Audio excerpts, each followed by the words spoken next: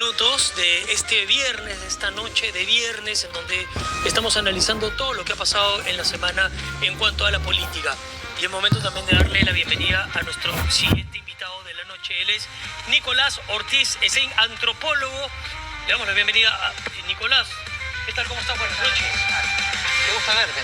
Adelante, Nicolás. Qué gusto. Bienvenido. Y estábamos hablando, para retomar el tema, de lo que podría traer, lo que podría pasar, lo que va a conllevar un estado de emergencia en nuestra... primero en Lima, no se sabe todavía si va a ser por distritos, no se sabe bien cómo va a ser, pero ¿qué podría ocurrir si es que nos remontamos al último estado de emergencia con toque de queda que fue en pandemia? Bienvenido. Hola. A ver, el tema de la cercanía a la autoridad, la demanda de autoridad, es una idea permanente, ¿no? Es un espíritu permanente que recorre nuestra sociedad. Sí. Creo que casi hay una polaridad absoluta, ¿no? O sea, reclamamos una autoridad fuerte, pero también hay una población que quiere, pues, la absoluta liberalidad o la anarquía, ¿no? Entonces creo que el Perú básicamente siempre se mueve en estos dos extremos, y nos gustan los extremos, ¿no? La bota militar, recuerda los periodos militares que eran continuos y sucesivos. Chiapas tuvimos una dictadura militar de izquierda a derecha continua, sí, pero finalmente fue una junta militar en conjunto, y después pasamos a unas primaveras democráticas. La más reciente fue, pues, con Aya de la Torre nada menos, y pasamos a Belaúnde, que pues, casi era un subversivo para los militares, y Alan García, que fue también un gobierno democrático y claramente débil e incapaz en la economía. Alan García 1. Alan García 1. Fueron 10 años de blandura, digamos, ¿no? Democrática, ¿no? Primavera democrática, lo has manifestado. Sí, era una primavera democrática, ¿no? Pasó toda Latinoamérica, pero es curioso que después de una junta militar también de más de 10 años o más, pasamos de esos ciclos. Y viene el gobierno Fujimori, que finalmente fue un triunvirato militar, y nos pasamos a un gobierno de la Corte Interamericana de Derechos Humanos, que fue Paniagua, y lo que se llamaría la República Caviar, ¿no? 2001 a 2025, ¿no? En adelante, sí. hasta ahora. Sí, probablemente son los periodos, vamos a decir, republicanos más largos, ¿no? Lo que podemos llamar república, aristocrática caviar, ¿no? La gente, como tú lo dices, pide mano dura porque sobre todo está harta en la calle, sí, están matando a la gente y es una cosa desbordada, ¿no? Sí. Entonces, ante eso, ¿qué reacción, más allá de este plan de contingencia, de emergencia, debería tener el gobierno? Mira que no debería ser muy extraño, ¿no? Tuvimos una suerte de biodictadura en la época de la pandemia en el mundo, y en el Perú creo que fue una de las biodictaduras más consistentes y más largas. El periodo de cierre pandémico en el mundo, el peruano fue una de casi las primeras y una de las que más duró. Sí. Hasta incluso el gobierno de Castillo, si te acuerdas, yo pasé, por ejemplo, 2 navidades encerrado porque vivía solo. De las primeras en gestarse y de las últimas en salir. Sí, salir de las mismas. Y una de las más firmes, ¿no? Y una de las más rígidas. En Chiapas ni siquiera, creo, en Israel hubo tanto control, porque usaron tecnología y otro tipo de cosas, sí, que no. Israel, imagínate, un país militarizado, no ocurrió de esa manera, ¿no? Claro. Ni Seúl tampoco, que es un país también de una manera militarizada. Bueno, aquí tuvimos medidas bastante llamativas, por decirlo de alguna manera, como lunes, miércoles y viernes salgan los hombres, martes, jueves, el sábado las mujeres a comprar. Mira que es un ejercicio muy interesante. Ese ejercicio lo dio un asesor que es un docente de una universidad privada, de una escuela de sociales. Él salió a declararlo, ¿no? Matuk, que fue director del INEI, y él mismo lo explica que él decidió esto por un criterio de ingeniería social. Casi en la época de Stalin hubiera sido asesor. Porque él dijo que era una manera de compensar la igualdad de género, pero en una época de escasez y de enfermedad. O sea, en una época de escasez y de enfermedad decidió que era una oportunidad para hacer una ingeniería social, un ejercicio postmaterialista, claro, ¿no? O sea, que era casi un experimento social. Era un experimento social, él mismo lo dijo. ¿Qué mal momento para hacer el experimento social, ¿no? Mira, yo te puedo contar, yo vivía solo y soy varón, y tuve, imagínate, sí, tuve que salir los días de mujer. Me votaron las señoras del... ¿Pero cómo hacías, hermano, en eso? Me votaron las señoras del mercado porque decía que yo estaba saliendo en ese momento. Acuérdate, mira, en ese ejercicio autoritario, había gente que desde el edificio acusaba a sus vecinos que sacaban un perro a orinar. Sí. Imaginaba que el perro... pasar ahí al... pero el vecino del edificio de arriba ¿Ya? tiraba dedo a un militar para que se llevase, digamos, encarcelase a un vecino que salía en pijama con un perro. O sea, a lo que voy es a esa materia humana en la cual asimilamos en una manera la bota militar por el gran delito de sacar un perro a orinar, y otros sí que de una manera u otra no están dispuestos al control. Ahora, siendo totalmente pragmáticos, ¿no? Y hablando las cosas tal cual, porque es lo que se va a hablar en la calle. Si pusieran un toque de queda, Sí. y Gil y su ministro dicen, bueno, ¿sabes qué? Esto está desbordado, están matando, están extorsionando. Toque de queda, pues hagámoslo firme. La gente estaría dispuesta, ¿crees tú, a renunciar, por ejemplo, a salir de noche, a la reunión social, a la juerguita, a la fiesta, a la trasnochada? Es que justamente... ¿O va a ser impopular esta medida? Es que justamente eso hay que hablarle a las personas que le hablan un poco al presidente, ¿no? ¿Quién es la población joven hoy? Estamos hablando de, que son mis alumnos, por ejemplo, 20 años a 25 años. Si retrocedemos, son adolescentes, preadolescentes, que pasaron su etapa pubescente, adolescente, de socialización primera e urgente en casa.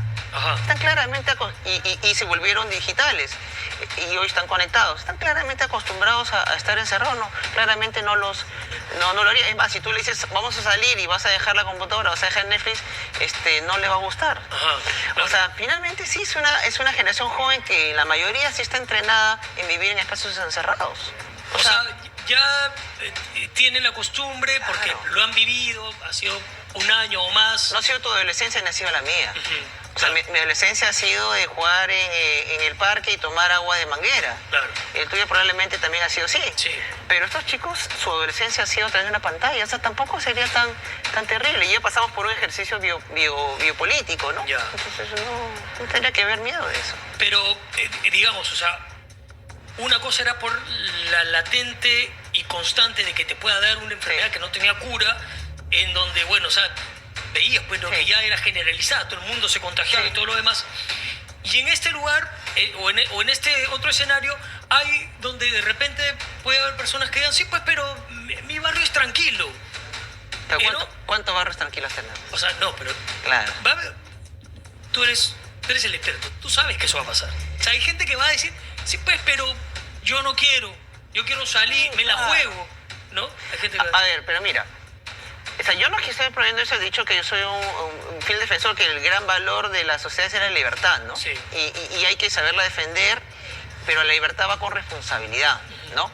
Ahora, hoy ya mismo ya hay toques de quedas familiares y voluntarios, porque un joven, dime, puede salir más allá de una muchacha de 20 años, puede salir más allá de 2, 3 de la mañana, sin miedo a ser secuestrada, violada, raptada. O sea, ¿cuántas personas hoy les han quitado celular yendo a trabajar en un bus oyendo estudiar. al mediodía? Sí. Entonces ya estamos secuestrados. O sea, claramente tenemos lugares por los que no podemos pasar y no debemos pasar. Me han llamado dos personas muy cercanas, me dijeron, ¿tienes un celular repuesto? Porque me han robado. O sea, con una naturalidad absoluta de que en un transporte público te roben un celular. Claro, pero digamos, sí, pues, tales barrios no voy, a tal hora tengo que regresar a casa y demás.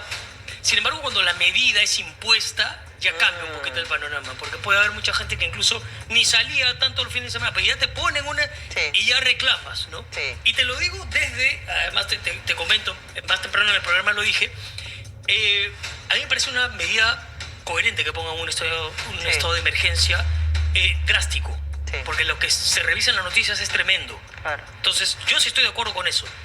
Pero ya lo he pasado como periodista y como reportero en la pandemia, en donde la gran mayoría de personas no piensa así y terminan viendo cómo sacarle la vuelta a esa medida. Claro. ¿no? Entonces, es en ese sentido que te pregunto, por más que se ponga, ¿se va a poder esto llevar a cabo?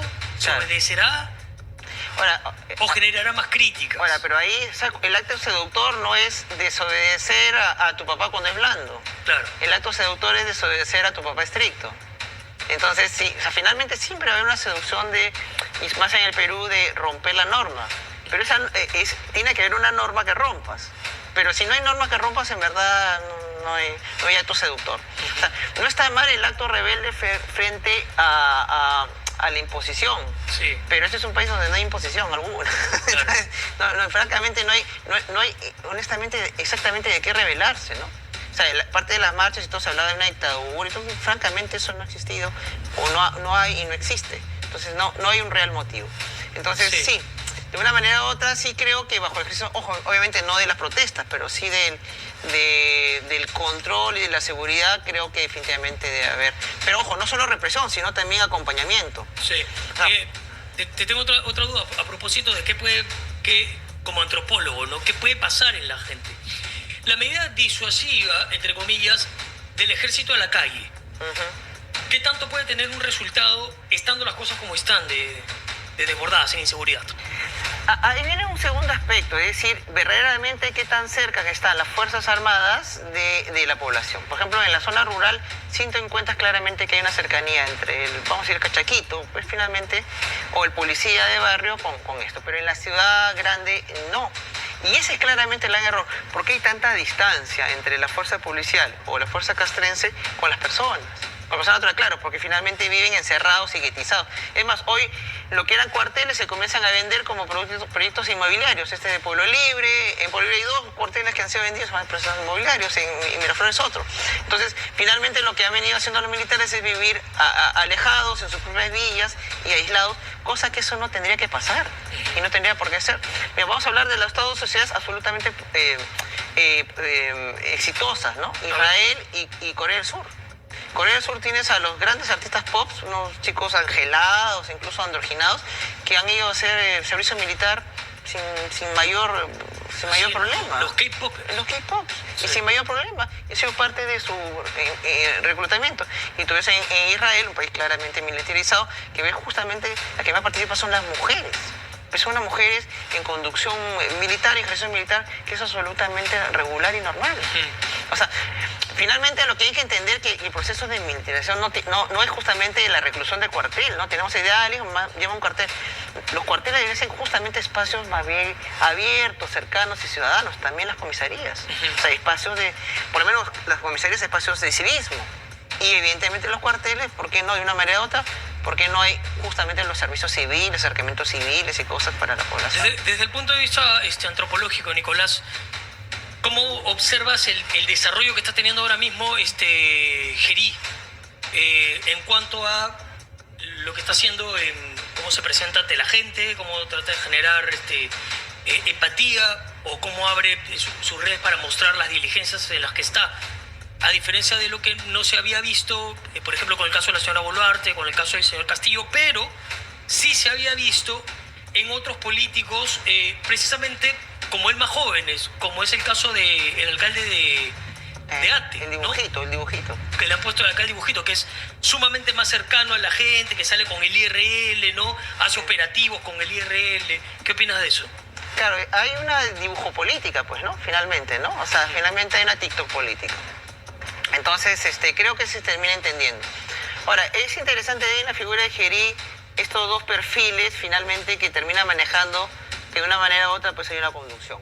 Yeah. Porque una es el cara a cara, como estamos tú y yo, y ahí pues ha tenido reuniones con sujetos claves, ¿no? Claramente él está en un partido municipalista que es Somos Perú, parece que está claramente en la conducción, y se reunió claramente con los municipios.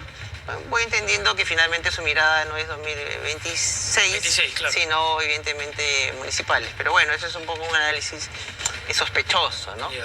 Suspicious. Pero finalmente está bien, o sea, es ese acercamiento a la autoridad local y cercana. Y ahí ha tenido una postura, digamos, sus presentaciones en el Congreso y en comando conjunto, en penal, físicamente, pues claramente ha sido adecuada, ¿no? Tanto en su outfit como en su gesto.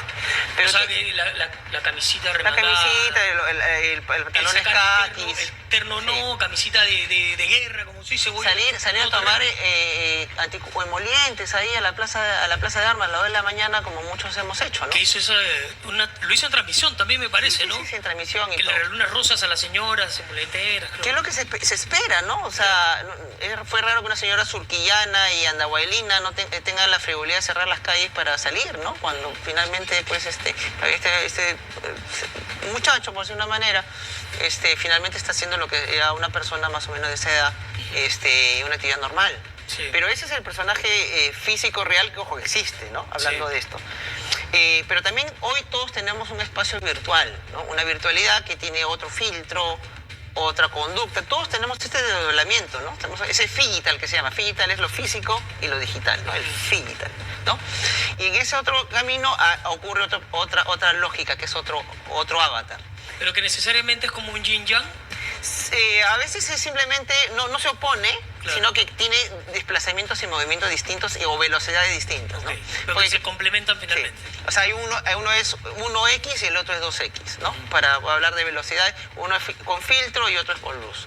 Pero somos esas dos personas hoy. Entonces, alguien más o menos de esa edad y finalmente es millennial, tiene la capacidad de manejar esos dos cachetes, esos perfiles. Un jugador de fútbol también, o sea, un jugador de fútbol no solamente lo que hace en la cancha, sino ya vemos que tiene un personaje público. Claro. Entonces, hoy los seres humanos nos movemos en eso. Y en ese rango, discúlpame que te interrumpa, siento que le dé mucho al chico este TikToker que es igualito a él y que sale bailando y tal, y que le ha generado una empatía a la gente de redes, a precisamente esa parte, ¿no? Ese avatar. El presidente de Temu. Justo yo hice una suerte de análisis que yo le llamé del presidente Temu al gabinete Iraoka, ¿no? Yeah. Porque claramente está en un escenario Iraoka, ¿no? Productos funcionales, ministros funcionales, digamos de calidad media, ¿no? Que un servicio técnico o también puede ser reemplazable, pero no es malo. Pero sí son locales, son cercanos y tampoco no como antes se hablaba. Sofisticados. No son sofisticados, no son de pedidos rimbombantes. ¿Pero son de garantía o sí? No son de garantía, pero no te van a durar mucho tampoco, ¿no? Claro. Al precio suficiente, ¿no? Buena analogía, buena. Y obviamente al precio, ¿no? Al precio del poco tiempo y al precio del salario. O sea, para el presupuesto que tenemos. Para el presupuesto y finalmente eso es eficiente también, ¿no? Eso es eficiente, no es el gabinete Dañino, ¿no? Ojo, el de Toledo, que era pasado por Dañino, y toda la gente de alrededor, o Merino, que finalmente era una cosa o Kuczynski, ¿no? Ajá. O sea, es un poquito claramente más de middle class, sí, que también es importante, las universidades también, o los niveles de perfil claro. Pero que finalmente es lo que somos, ¿no? O sea, para lo que nos alcanza está bien, está absolutamente bien, dices tú. Porque lo que teníamos era bambeado, ¿eh? Teníamos un ministerio más bien justamente, sí, hay que decirlo, tenemos un gabinete UCB. Oye, Nicolás, ¿no? esas analogías que has hecho me parecen acertadas. El presidente Temu y con el chico el que baila, ¿no? El TikToker. Nicolás, ha quedado breve el tiempo, claro. te pido disculpas, ha pasado rápidamente, estás invitado para la próxima semana para seguir conversando, ¿te parece? Gracias por haber estado con nosotros y gracias a ustedes por su amable y fiel sintonía. Recuerden, pasen un buen fin de semana.